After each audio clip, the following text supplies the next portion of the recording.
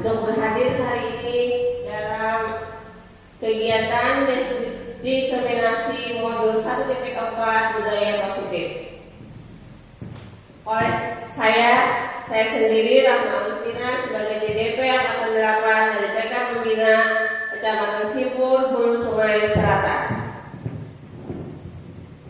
Terima kasih sebelumnya kepada teman-teman sudah mau berhadir dalam kesempatan ini, sudah mau memberikan sedikit waktunya untuk berhadir dan berbagi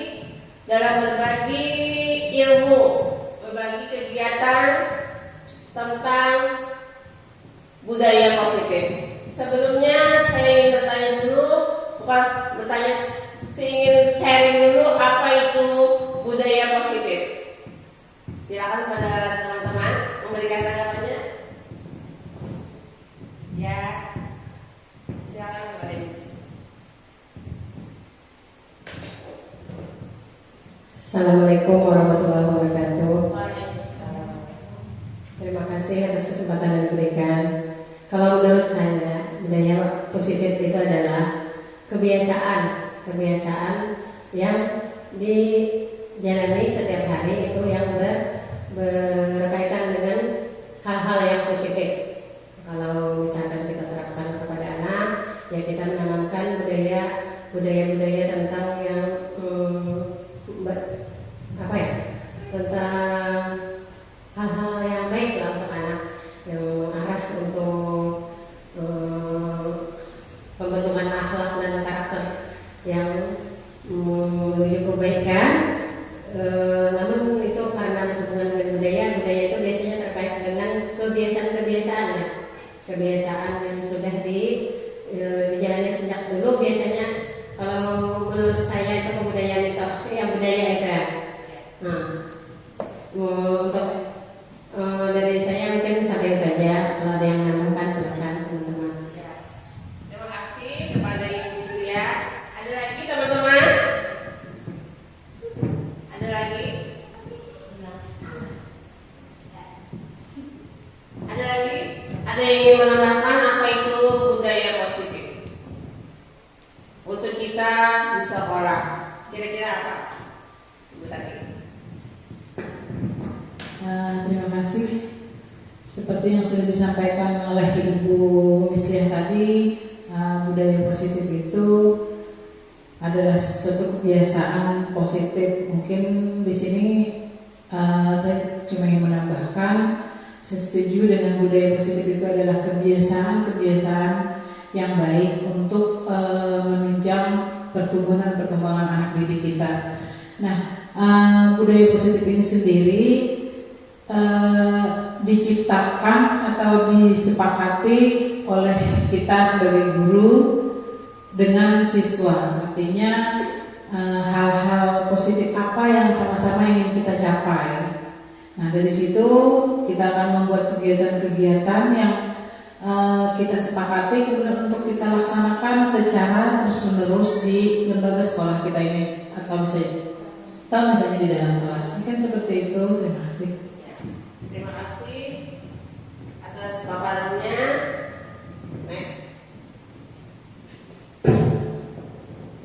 Nah, jadi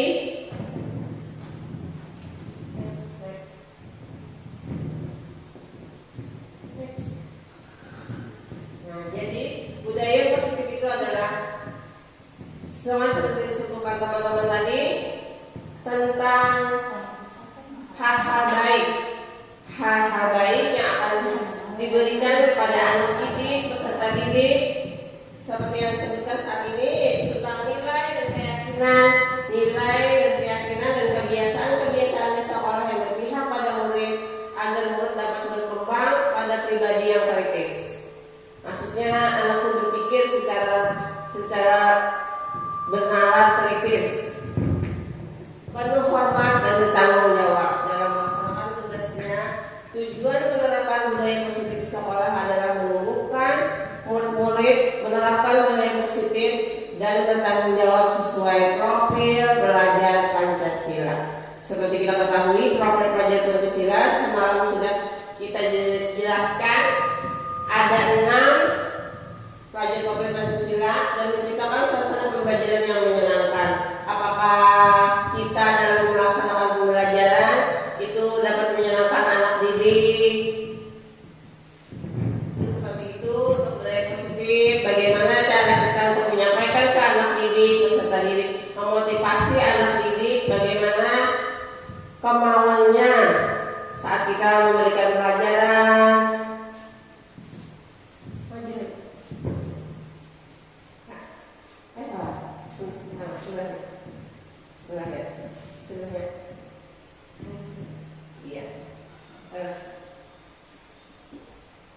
Sebelum itu kita kasih tentang tujuan pendidikan. Menurut Ki Hajar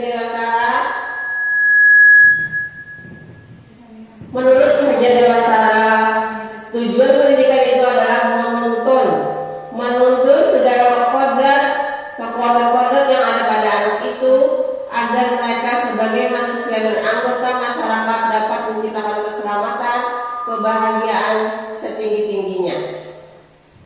Itu dari menurut Ki Hajar Dewantara.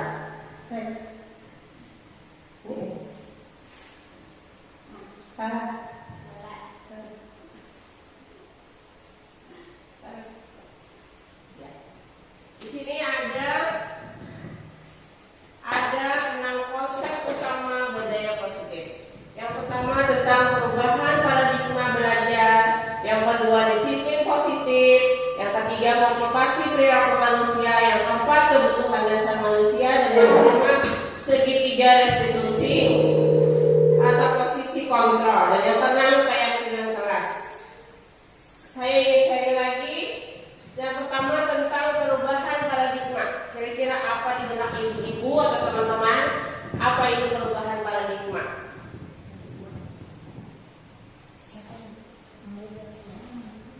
Silakan.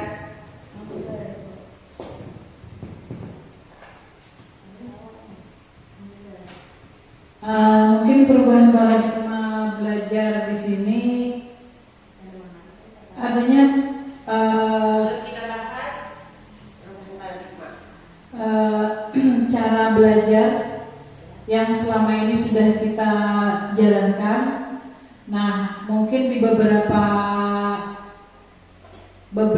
sisinya itu mesti kita berubah. Ada yang harus berubah dari yang kebiasaan-kebiasaan yang sudah kita laksanakan selama ini mungkin sudah benar, tetapi ada strategi yang lebih bisa menyentuh kepada peserta didik kita. Mungkin seperti itu. Ada lagi? Sedikit menambahkan apa tadi Kak? Perubahan paradigma yang pertama. Perubahan paradigma belajar. Mungkin di sini pergeseran paradigma ya, mungkin maksudnya pembelajaran diarahkan untuk agar peserta didik mencari tahu dari sumber observasi. Misalnya dia melihat, mengobservasi lah Bu, gitu, bukan diberitahu. Nah, untuk kegiatan pembelajaran itu diarahkan untuk mampu merumuskan masalah. Misalnya untuk kita sebagai PAUD kan, pendidikan di anak usia dini itu bagaimana kita menimbulkan menanya, bukan kita memberitahu. Apalah itu maksudnya Bu? Bahasanya itu menanya gitu. Bukan hanya menyelesaikan masalah atau menjawab. Jadi kita menemukan keinginan dia untuk bertanya dengan cara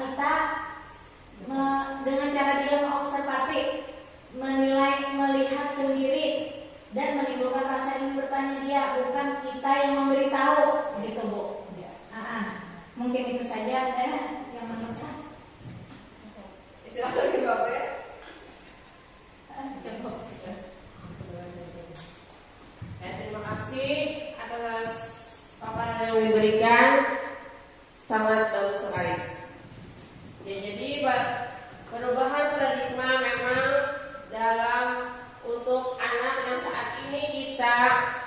kita kasih tahu kalau kita belajar. Nah, kita belajar apa hari ini? Sekarang kan kita kebanyakan kayak itu, Bu. Iya, Nah, tapi sebenarnya untuk kegiatan belajar Merdeka Belajar itu bukan kita yang aktif, tapi anaknya yang disuruh aktif, anaknya yang disuruh bergerak, anaknya. Ya, next.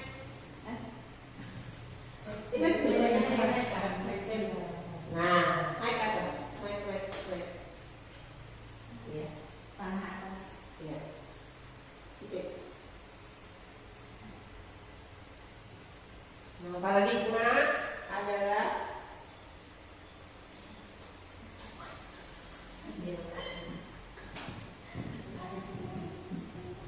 ya, terima kasih. Paradigma pendidikan itu adalah cara pandang, proses memahami pendidikan nasional dan bentuk pengamatan dan proses pencarian cara mengatasi permasalahan yang muncul dalam pendidikan. Kita tahu dalam kegiatan pembelajaran kita atau masalah-masalah anak, kita banyak mengetahui masalah-masalah apa yang ada pada anak kita, bagaimana kita mendidik atau memberikan pelajaran yang terbaik buat anak. Kan biasanya tuh di dalam kelas itu setiap anak itu beda-beda karakternya. Ada yang menjadi kita tuh kadang-kadang anak nakal lah. Jadi kita tuh anak tuh yang kritis. Nah, dari kegiatan itu kita bisa melihat masalah apa yang muncul pada anak-anak itu.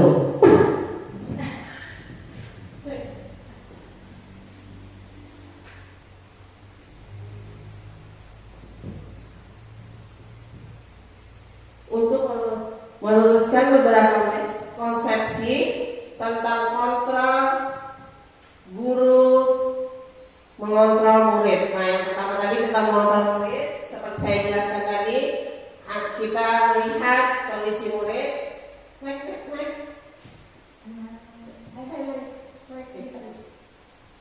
Sedikit tengah bawah.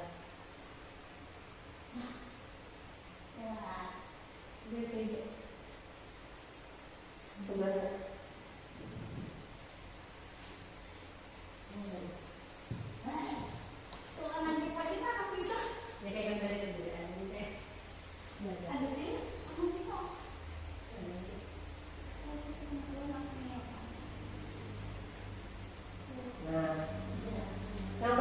Yang pertama tadi tentang guru mengontrol murid.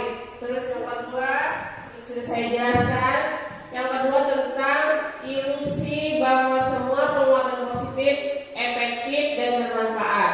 Terus yang ketiga bahwa kritik dan membuat orang merasa bersalah dapat menguatkan karakter. Terus yang keempat bahwa orang dewasa memiliki hak untuk memaksa. Kira-kira kalau ibu-ibu memberikan pelajaran kita harus memaksa lah kira-kira, Bu, dengan anak. Itu masuk apa kira-kira, Bu? Perubahan paradigma?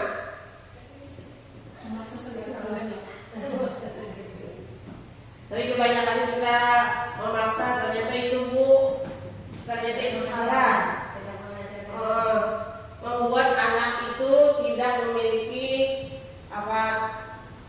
rasa takut akhirnya ke sekolah, tidak memberikan semangat, motivasi. Nanti dengan paparan selanjutnya kita akan membahas tentang motivasi.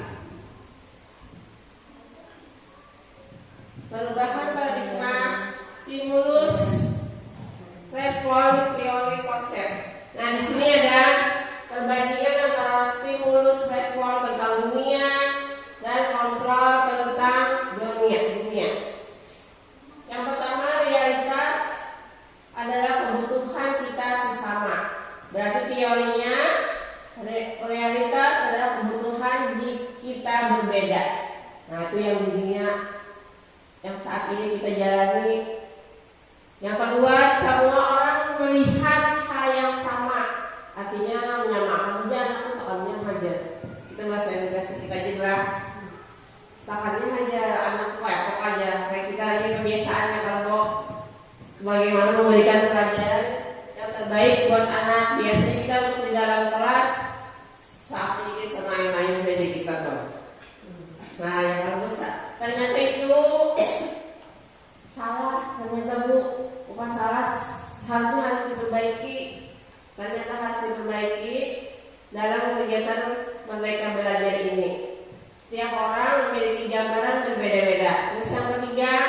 kita mencoba mengubah orang agar berpandangan sesama dengan kita. Teorinya, kita berusaha memahami pandangan orang lain tentang dunia. Padahal misalnya dunia perubahan zamannya sesuai terkadang dengan lingkungan, kayak itu. Untuk yang keempat, perilaku buruk dilihat sebagai suatu kesalahan. Teorinya, semua perilaku memiliki tujuan. Terus yang selanjutnya, orang lain bisa mengontrol saya. Hanya Anda yang bisa mengontrol diri Anda sendiri. Ternyata kayak itu buat teorinya. Belum salah ternyata buat. Saya bisa mengontrol orang lain. Teorinya, Anda tidak bisa mengontrol orang lain karena yang bisa mengontrol orang lain itu hanya dirinya sendiri, bukan kita mengontrol. Terus yang selanjutnya, pemaksaan ada pada saat bujukan gagal. Seharusnya dalam teorinya kolaborasi dan konsensus menciptakan pilihan-pilihan baru. Yang selanjutnya lagi, stimulusnya model berpikir menang atau kalah. Teorinya tentang dunia model berpikir menang-menang.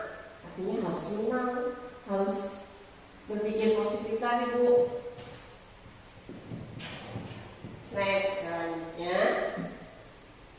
Nah, tentang perubahan paradigma tadi, seperti yang kita laksanakan pada kegiatan kita sehari-hari, yaitu masih berorientasi pada guru dan seharusnya berorientasi pada siswa. Jadi saat ini untuk pembelajaran mereka belajar itu berorientasi pada siswa.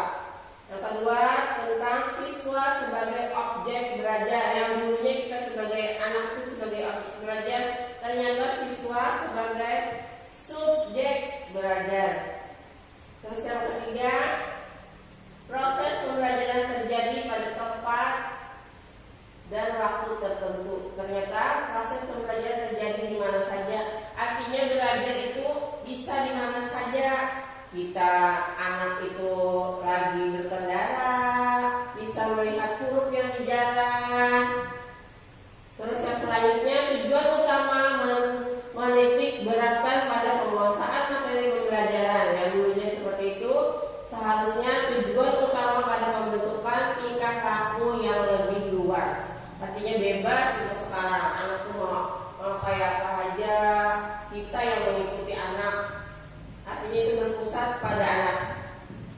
Itu untuk perubahan paradigma.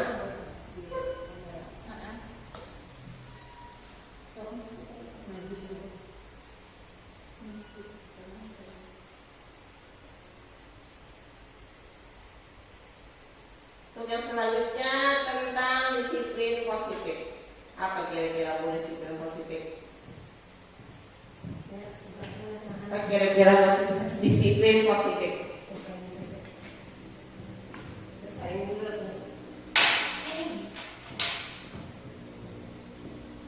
Disiplin positif mungkin menurut saya kebiasaan yang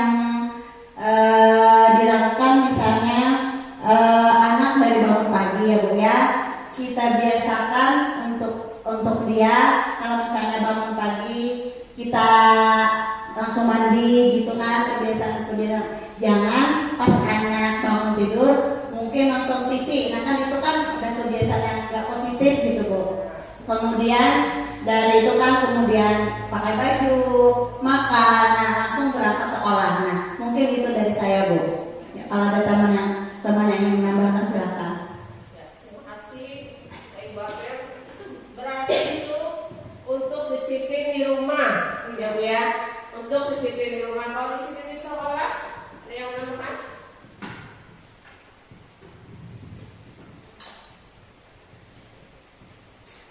Apa itu disiplin positif yang berkaitan dengan kegiatan sekolah ya? Nah, kalau menurut saya itu kita menanamkan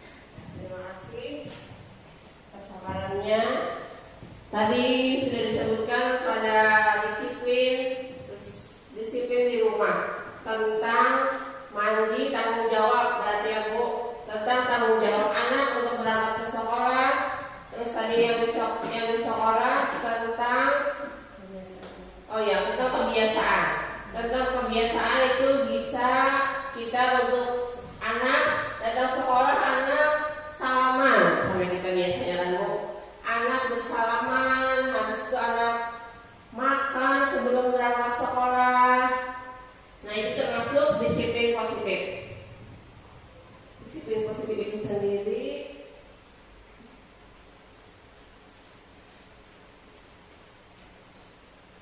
di sini disiplin positif adalah menumbuhkan disiplin yang didorong dalam diri anak tanpa hukuman dan hadiah. Ternyata Bu, untuk disiplin positif ini kita biasanya selalu memberikan reward. Ternyata itu tuh kesalahan besar pada diri kita. Memang saya akui untuk kita biasanya kita selalu ngasih untuk anak itu semangat karena kita beri hadiah. Ternyata itu salah. Ternyata itu bukan termasuk disiplin positif, baru termasuk disiplin aja itu. Disiplin positif ini bertujuan untuk menanamkan motivasi yang ada pada murid, yaitu untuk menjadi orang yang mereka inginkan dan menghargai dirinya sendiri dengan nilai yang mereka percaya. Artinya mereka yakin, misalnya anak itu mau ditinggalkan mama, di kita wajar tinggal mama karena dapat hadiah dari ibu. Ternyata itu salah buat itu, ternyata masuk disiplin, hanya disiplin bukan disiplin positif. Kalau disiplin positif kita harus memberikan semangat, anak harus bisa besok kita harus bisa masuk tanpa mama, kita ajari pelan-pelan. Mungkin tidak cepat untuk merubah paradigma itu tadi. Nah, itu tentang disiplin positif.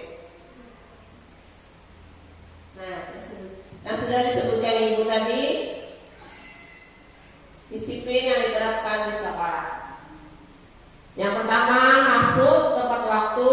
Yang kedua, berbaris dengan tertib. Yang ketiga, berseragam sesuai ketentuan sekolah. Yang keempat, menaati tata tertib sekolah. Yang kelima, mendengarkan pelajaran dengan tekun. Yang selanjutnya, beribadah tepat waktu. Kalau untuk anak TK mungkin beribadahnya baru caranya, ya Bu. Yang selanjutnya tidak terlambat masuk sekolah, dan yang selanjutnya tidak keluar kelas minta izin. Kita ajarkan biasanya anak mau keluar nanti dalam kegiatan kesepakatan kelas, ada mungkin di situ kegiatan-kegiatannya.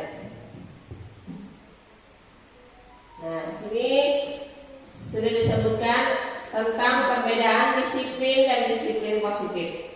Disiplin positif merupakan pendekatan mendidik anak untuk melakukan kontrol diri dan pembentukan kepercayaan diri. Sedangkan disiplin berbeda dengan sama sekali dengan hukuman.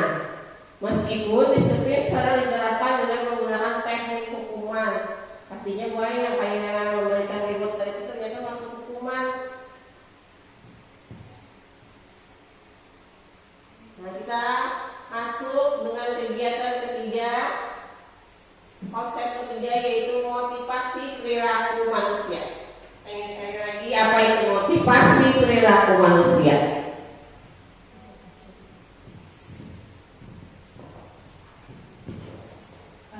Terima kasih Ibu pemberi materi, luar biasa materinya yang diberikan hari ini,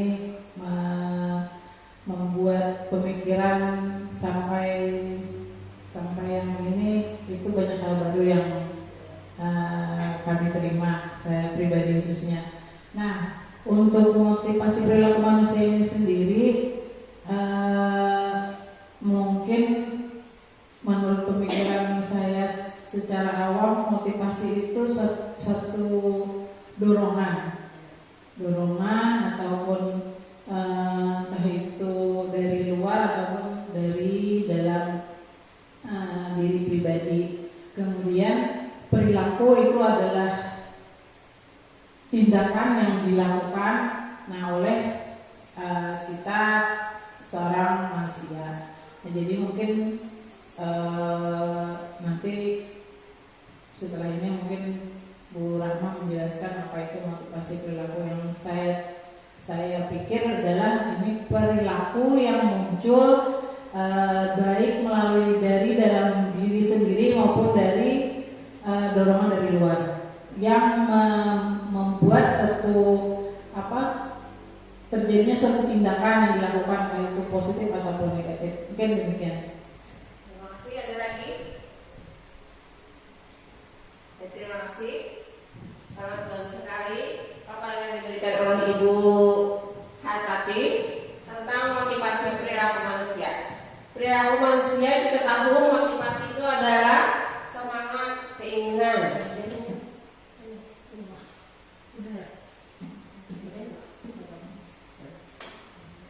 Nah, motivasi itu sendiri adalah motivasi untuk menghindari ketidaknyamanan atau hukuman itu tadi, Bu. Motivasi untuk mendapatkan imbalan atau penghargaan dari orang lain. Yang ketiga, motivasi untuk menjadi orang yang mereka inginkan, artinya bebas menghadap kayak kita anak kita, dan menghargai dirinya sendiri dengan nilai-nilai yang mereka percaya. Harus berbacaannya lah. Saya tidak melihat. Dari teori perilaku manusia itu ada teori klasik, ada teori perangkat paradigma yang tadi sudah saya jelaskan tadi. Tantangan yang dihadapi dan dalam mewujudkan motivasi ini adalah kira-kira apa? Rasa malas, koler kita lagi ya Bu. Kayak begini juga kayak koler. Koler gampang menyerah. Awalnya kayak unjuk untuk masuk di GP ini, mulai sebenarnya koler. Rasanya sekolah setelah menyerah sudah tuh orang-orang di dalam kelompok ini hebat-hebat. Ternyata alhamdulillah setelah dijalani mereka semua mengayomi. Dan alhamdulillah rasa ingin mau maju itu sedikit bertambah. Nah, mungkin dari ini tantangannya gampang menyerah dan rasa takut baik, takut keluar dari zona nyaman dan takut dalam menghadapi kegagalan. Kita kan biasanya bila menginginkan sesuatu takut dulu.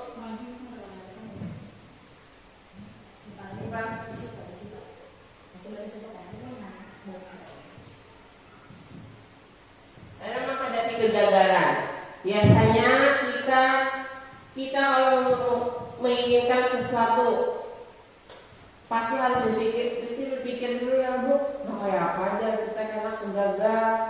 Pasti ada kayak yang Bu rasa takut untuk memulai kembali kan. Nah, iya.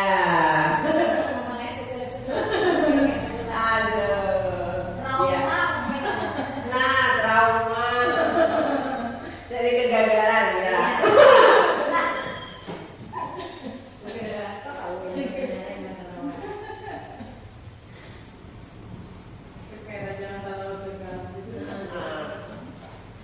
Yang mempertahankan motivasi dalam diri itu yang pertama, tetapkan dan tulis tujuan. Bertujuan doa sekarangnya. Bertujuan soalnya hidup kita saat ini jarang bertujuan ya loh. Jalan ini nikmati disyukuri. Nah iya. Ada apa kan lagi tujuannya lah. Iya. Yang kedua, susun rencana dengan baik dan terarah. Artinya Bu Ayu disusun. Padahal kita dalam melakukan sesuatu mana jarang untuk disusun. Segawi aja kita ya kamu. Itu harus ada fase-fasenya. Nah iya. Untuk yang ketiga, atasi rasa takut terhadap kegagalan. Itu susah benar. Nah itu Bu Ayu sama lebih susah. Takut untuk gagal. Terus yang keempat, berpikir positif. Seperti yang tadi dijelaskan, berpikir positif. Apa yang kita pokoknya harus bisa barang aja Pak. Kita dua. Nah yang keempat, yang selanjutnya istirahat yang cukup. Nah ini Bu Ayu jarang yang sulit mungkin dia lakukan. Oh iya Bu Ayu. Istirahat yang cukup. Biasanya Bu Ayu untuk faktor usia memang untuk istirahat ini kurang. Biasanya apalagi bila ulun tidur siang, malamnya susah tidur. Ya karena memberikan hadiah pada diri sendiri. Itu paling Nah,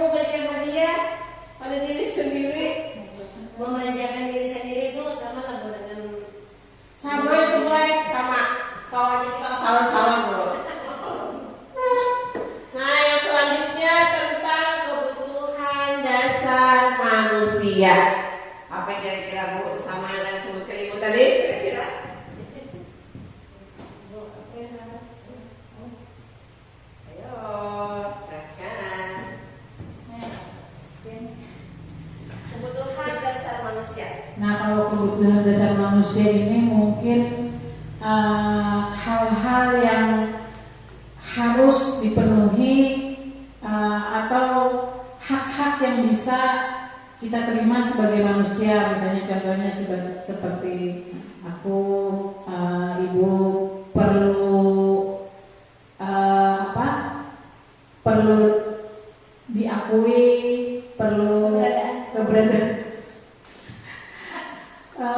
hak yang menjadi hak yang harus bisa aku terima, mungkin itu adalah hal yang perlu aku terima seperti itu. Mungkin itu menurut saya.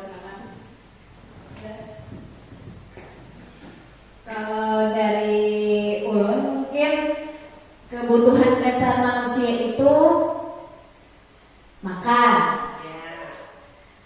minum, bernapas, rasa aman, mungkin kebutuhan sosial juga bisa rasa dicintai, mungkin rasa memiliki kasih sayang, kan itu kebutuhan dasar, Bu. Kalau itu mungkin itu yang sangat mendasar. Dan juga kita pribadi perlu untuk dihargai. Jadi yang pertama itu menurut saya mungkin ya, kebutuhan yang pertama makan, minum, bernapas, rasa aman, untuk rasa cinta, itu sangat perlu. Itu merasa dicintai dan dihargai. Kalau kurang dicintai kan rasanya. Kalau kurang dicintai itu mungkin akan berdampak yang tidak baik untuk kejiwaannya. Bisa iya, itu kurang kasih sayang pasti ada dampaknya dalam kehidupan seseorang.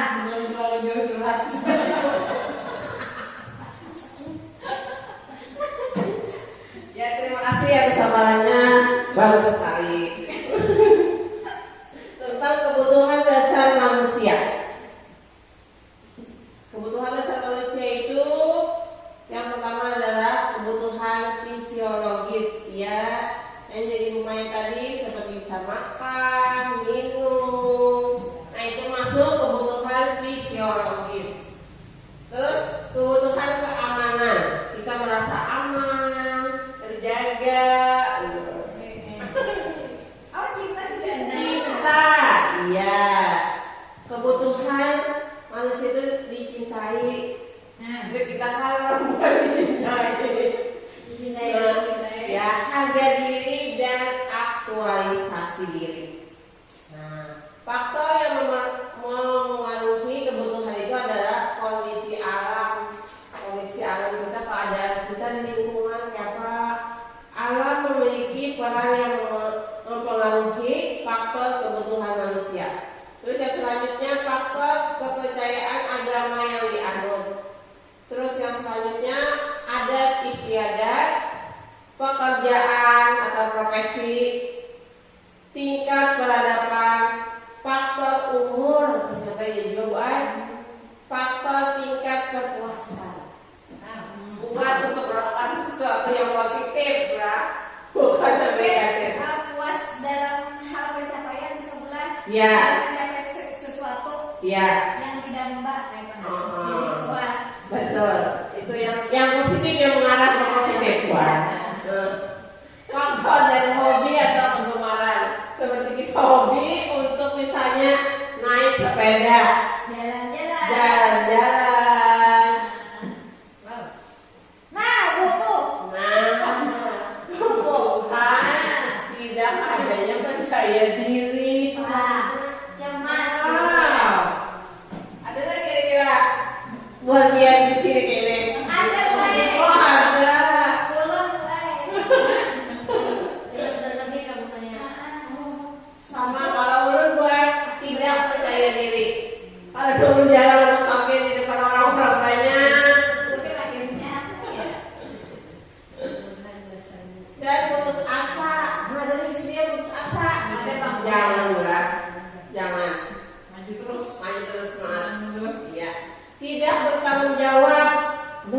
yang tidak bertanggung jawab? Oh, ada Bu Ai. Asal ada Bang. Asal ada Bu Ai. Tergantung pada orang lain. Rasa tidak nyaman, kehilangan semangat hidup. Kadang-kadang ada kehilangan semangat hidup. Jangan Bu Ai, itu kayak. Ngobrol mulai rancang dicemas tuh Bang Boy. Oke. Nah, kita sebagai manusia pasti ada yang kelompok. Yang selanjutnya tentang restitusi atau posisi kontrol. Kira-kira apa Bu? Restitusi. Apa kira-kira di benak ibu-ibu tentang restitusi? Apa ya Bu? Restitusi ini ada segitiga restitusinya Bu. Kira-kira ada yang tahu?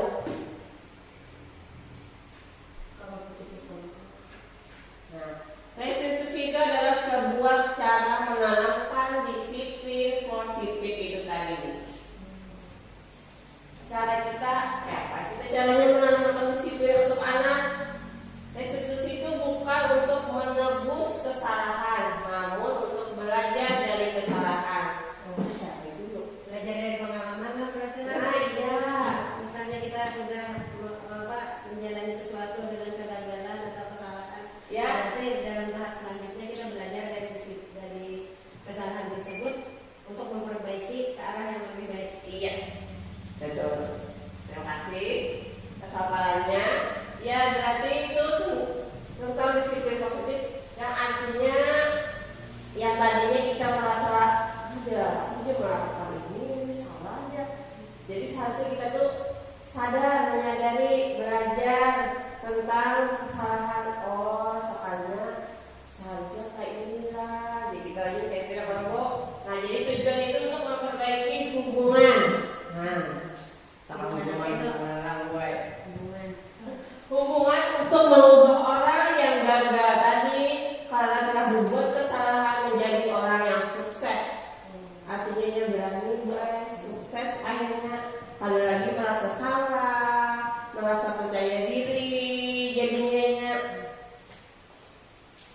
Nah, ini segitiga restitusinya. Segitiga restitusi ini ada 3. Yang pertama tentang validasi tindakan yang salah, terus menstabilkan identitas, dan yang terakhir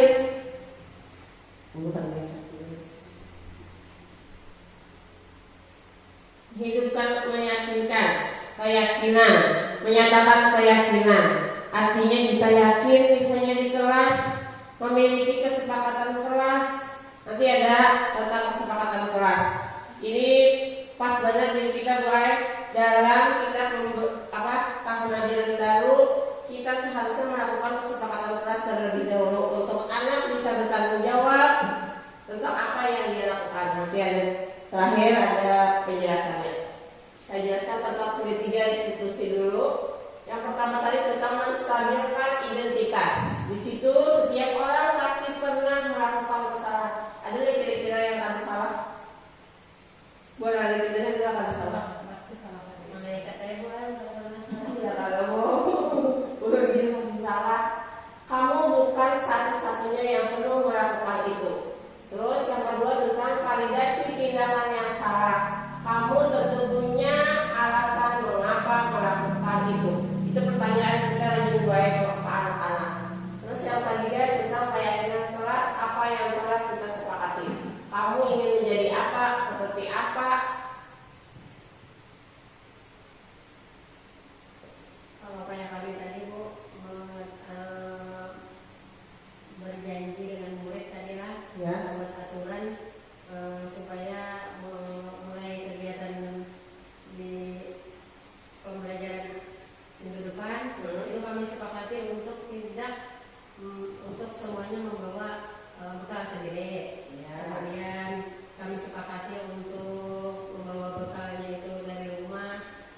Perjanjian kami tadi membawa air putih dan susu aja yang boleh, tidak boleh minuman kemasan gitu. Nah, itu termasuk kesepakatan Kelas. kelas lah. Ya, itu masih kalau masih kesepakatan umum, itu masih kesepakatan umum kira-kira Bu.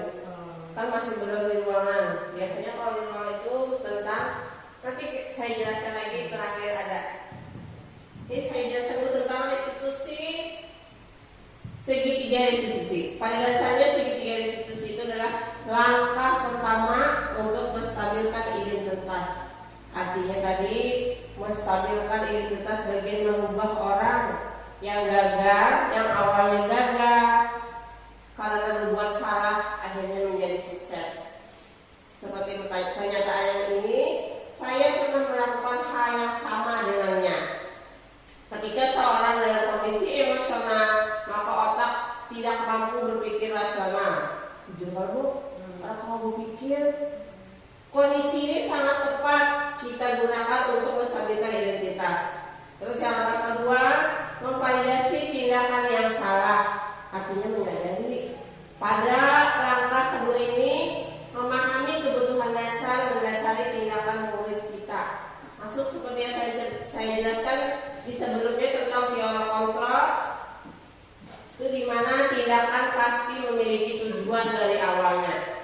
Dari awal kegiatan pasti memiliki tujuan, tapi kita kebanyakan melakukan sesuatu itu tidak ada tujuan. Kebanyakan kenyataannya kayak gitu.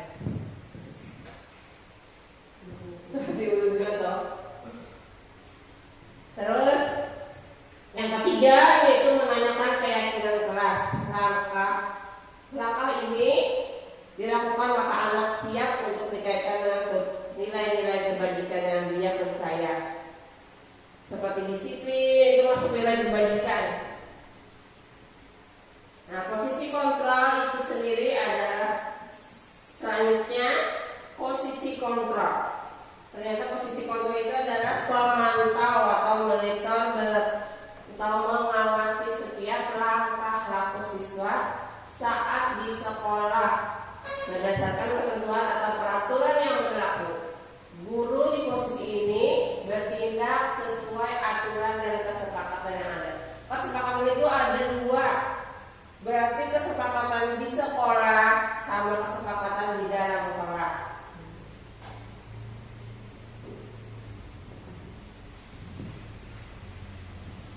Nah, posisi kontrol yang ada yaitu yang pertama hukuman, yang kedua membuat rasa salah, yang ketiga teman, dan yang keempat pemantau, dan yang kelima manajer. Kita sebagai guru seharusnya kita jadi manajer, Bu. Tapi dalam tindakan saat ini kita laksanakan, kita masih melakukan dengan membuat rasa bersalah, pemantau atau teman. Kebanyakannya yang tiga ini, Bu, membuat rasa bersalah, teman, dan pemantau. Seharusnya sebagai guru itu kita harus di posisi manajer. Ternyata Bu kebanyakan saat ini kita masih di posisi yang tiga itu. Selanjutnya tentang keyakinan kelas. Apa itu keyakinan kelas? Saya ingin share lagi. Apa itu keyakinan kelas? Keyakinan itu kepercayaan pada kelas. Yakin artinya percaya. Ini silakan. Keyakinan. Terima kasih. Saya coba untuk menjawab untuk mengenai keyakinan kelas ini. Kalau menurut saya itu ya bayangan dalam benak saya itu keyakinan itu adalah kepercayaan mungkin yang ini oleh anak ya. Kelas. Kepercayaan anak terhadap kelasnya mungkin ya. Kelas. Berarti itu berkaitan dengan Kepercayaan beda sama nanti ada kesepakatan beda sama keyakinan. Mungkin ini kepercayaan yang dimaksud adalah keyakinan kelas ini adalah kepercayaan yang ditanamkan anak di dalam benaknya itu terhadap kelas yang akan dia masuki mungkin seperti itu ya. Jadi mungkin dia yakin bahwa dia ke sekolah masuk ke dalam kelas itu dia akan mendapatkan teman-teman, mungkin akan mendapatkan fasilitas untuk belajar, akan mendapatkan keamanan di sana, kemudian suasana yang kondusif. Nah, mungkin itu ya yang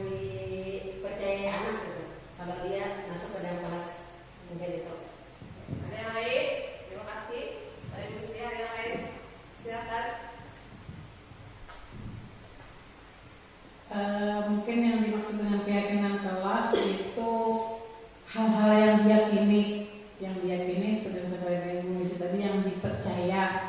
Kalau bahasa kita tuh yang kita yakini, yang kita percaya, hal tersebut bagus untuk kita terapkan di sekolah untuk mewujudkan kedisiplinan untuk peserta didik. Mungkin seperti itu. Terima kasih. Keyakinan di kelas. Keyakinan di kelas itu artinya yakin anak itu memiliki kemampuan. Nah, di sini keyakinan itu adalah metode, cara kita belajar, cara untuk menimbulkan atau kembali ke disiplin positif yang didasari oleh motivasi dari dalam diri. Implementasi keyakinan kelas sudah belakangan bahwa ditemukannya beberapa murid yang diingatkan untuk melakukan tindakan atau kebaikan. Selalu diingatkan bahwa anak tuh ini diharapkan keyakinan kelas itu mudah guru untuk mengelola kelas, mengefektifkan pembelajaran serta menumbuhkan disiplin belajar siswa. Nah, tadi seperti yang sudah saya jelaskan tentang keyakinan dan kesepakatan. Ternyata beda Bu, keyakinan dan kesepakatan. Keyakinan itu tertanam di hati. Wah, ke hati itu ya kalau goyang. Nah, itu adalah keyakinan. Kalau kepercayaan itu adalah pikiran. Pikiran kita ini pengennya tuh nanti apa tuh? Jujur jualan. Oh, nah ya. Pertama, murid bisa mendengarkan setiap penjelasan yang diberikan oleh guru. Upayakan anak setiap murid tidak berbicara sendiri. Artinya saling komunikasi antara guru dengan murid. Itu harus saling komunikasi. Terus yang kedua, upayakan agar masuk ke kelas tidak terlambat. Kebanyakan kita biasanya yang mabuk untuk anak itu tuh susah, apalagi untuk anak TK susah untuk bangun pagi-pagi, apalagi belum terbiasa untuk sekolah. Nah itu kita harus, kalau kamu kan kita langsung pasti ada pembelajaran terlebih dahulu, cara terlebih dahulu kayak apa kita itu seharusnya kerjasama sama orang tua murid. Kita sangat perlu kerjasama itu terhadap orang tua murid, bagaimana supaya kita nih kayak apa mama, supaya anak dia enak dan lagi terlambat. Kasihan itu untuk melatih anak selanjutnya. Gue susah move on. Nah, Susah. Nah biasanya mulai kalau kita melakukan untuk masuk kelas ini seperti yang saat ini kita lakukan, kita belum perlu masuk kelas. Nah jadi kita harus membuat kesepakatan kelas dulu, buat keyakinan kelas. Jadi kayak apa misalnya kesepakatan kelas untuk anak, biasanya itu untuk kegiatan anak itu anak antusias.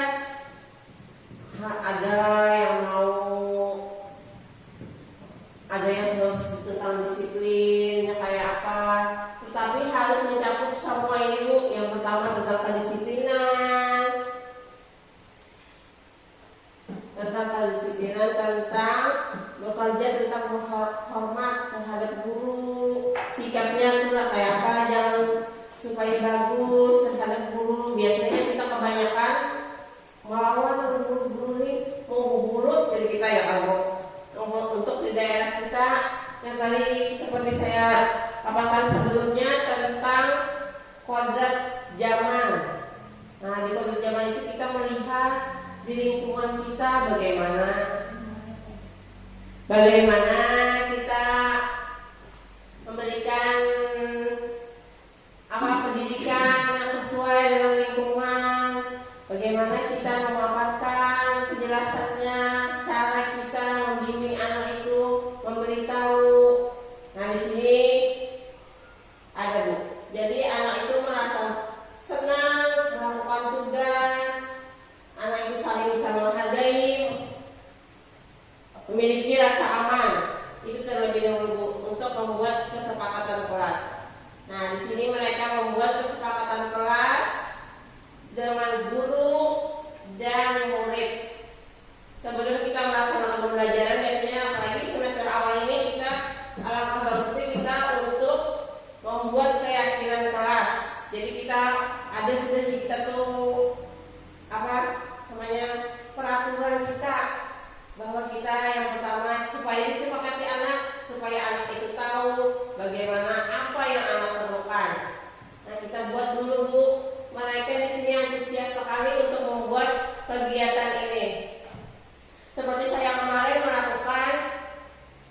studi kasus pada demonstrasi kegiatan saya itu tentang 2 kasus saya kemarin itu, tentang kasus yang pertama keterlambatan anak susah untuk sekolah, terus yang kedua itu tentang anak yang suka usil atau anak yang suka jahil. Nah itu ternyata dari kegiatan yang seperti ini anak itu merasa senang, gembira, dan akhirnya bisa bertanggung jawab. Di sini kesepakatan mereka yaitu tentang disiplin, saling menghormati dan menyayangi, bertanggung jawab, mandiri, menjaga kebersihan. Di sini mereka sangat antusias, sangat senang. Beberapa kegiatan mereka lakukan, dan mungkin dari kegiatan ini ada yang misalnya tidak disiplin, mungkin diberikan sanksi apa kayak itu boleh, tapi sanksinya ringan aja untuk anak. Misalnya anak tidak bertanggung jawab terhadap tugasnya, kan untung menjalankan tugas dari kita tuh diberi juga, tapi dengan cara yang sebelumnya tadi, dengan cara hukuman yang positif. Hukuman yang positif seperti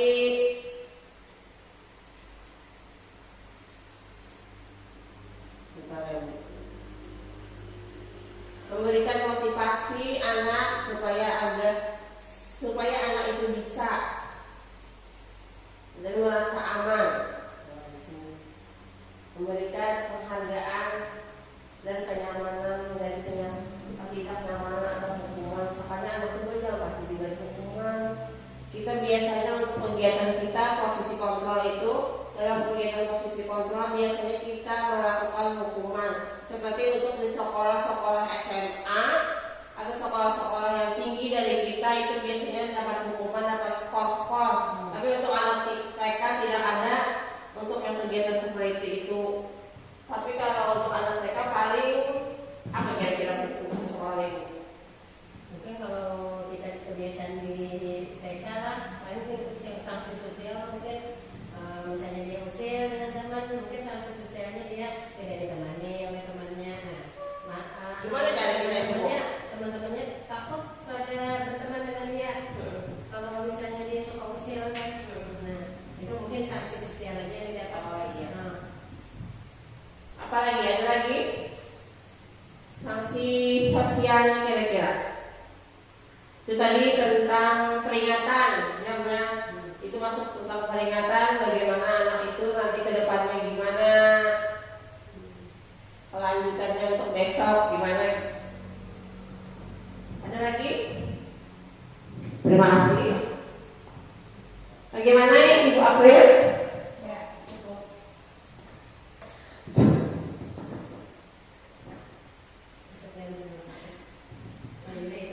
Nah, tentang disiplin, anak itu disiplin.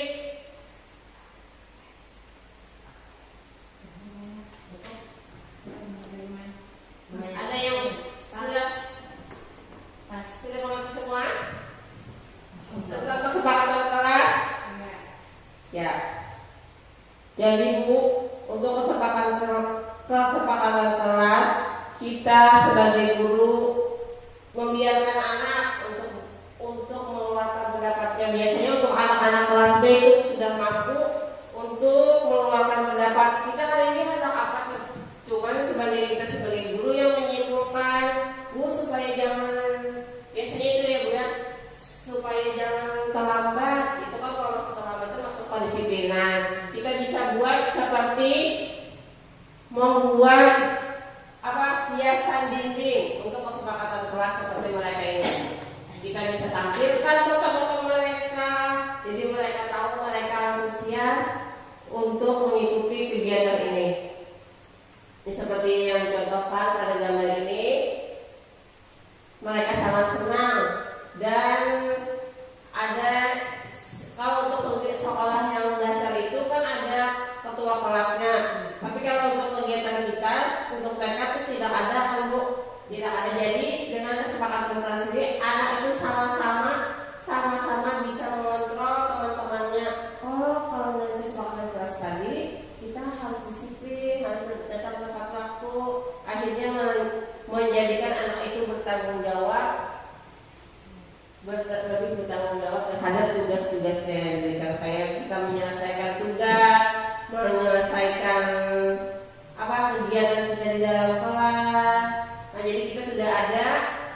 Sudah ada bayangan ini untuk anak. Sudah bisa dipahami?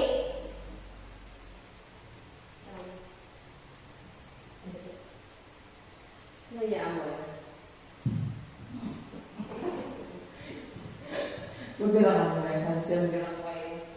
Harusnya bergerak mulai. Jangan ada videonya mulai. Lelah sudah.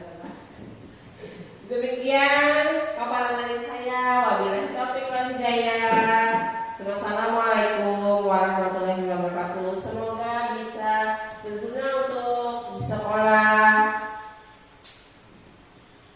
Terima kasih.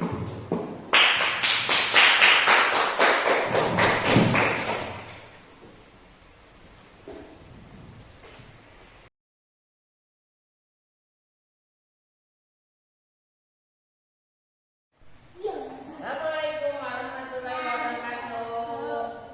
Hari ini kita bikin kesepakatan kelas, teman-teman. Nah, kita bikin kesepakatan kelas hari ini. Siapa yang mau menyebutkan keputusan kelasnya hari ini apa? Kira-kira sebelum kita mulai pelajaran. Belajar supaya apa? Pintar. Belajarnya supaya jangan terganggu, supaya datangnya tepat waktu itu harus apa? Harus siap, betul sekali harus siap. Anak ibu harus siap lah. Siap. Berarti ibu tulis. Oh, jangan mencoret-coret. Berarti menjaga keindahan. Ya, menjaga keindahan. Ibu tulis.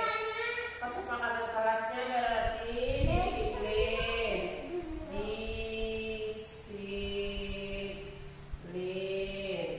Nah, yang kedua apa lagi?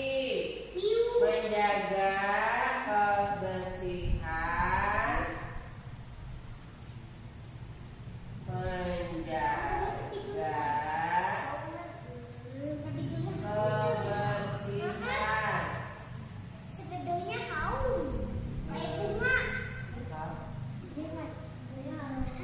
Bersihan. Habis itu apa lagi? Hah? Kemudian apa lagi? Menjaga kelas. Oh, mantap banget. Ya.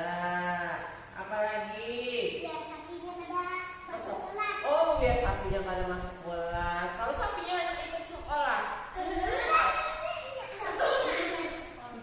Sekolah juga kan ada sapinya. Kedekatan. Iya, Pak. Ya kan ada universitas kan. Kalau ini. Iya. Kaki sapi ada berapa? Kaki sapi ada berapa? Hah? Ayo. Itu berapa itu coba? Nah, berarti berapa? 4.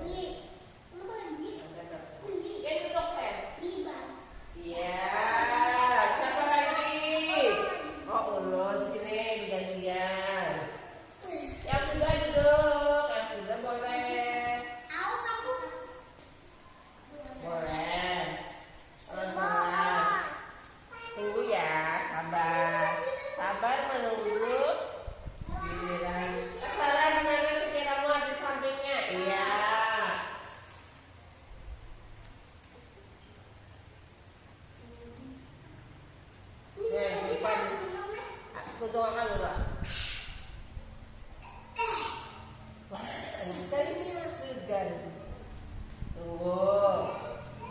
Sudah, silakan kembali. Jumpa lagi. Wah, mantap. Siapa lagi? Ulan. Haikal. Permisi dulu Haikal untuk menempel.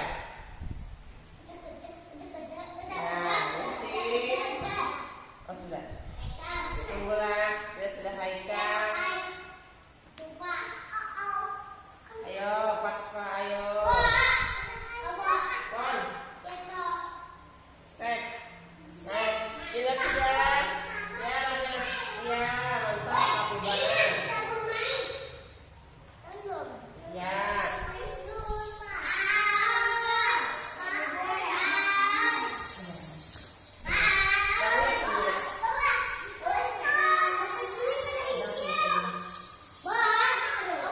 Bawa sayang, bawa. Oh iya.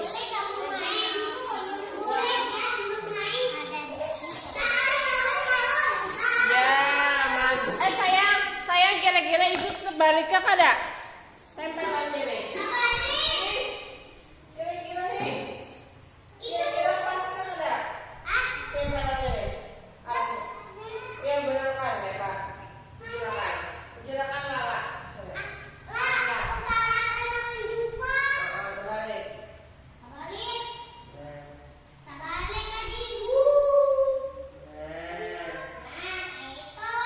Nah, pas nih.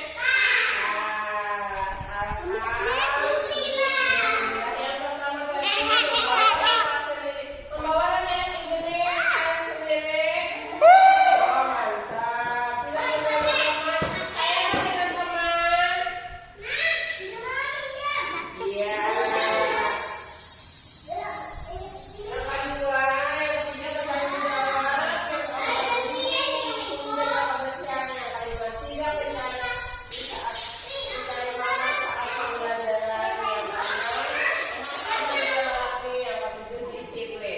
Mantap. Iya.